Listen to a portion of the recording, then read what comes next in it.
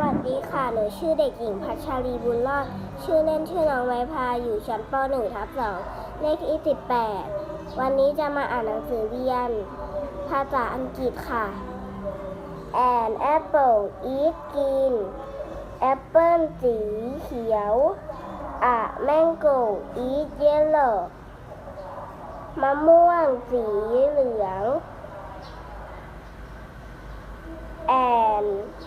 orange is orange ส้มสีส้ม A guava is green ฝรั่งสีเขียว Grapes are purple องุ่นสีม่วง Banana are yellow กล้วยสีเหลืองขอบคุณค่ะ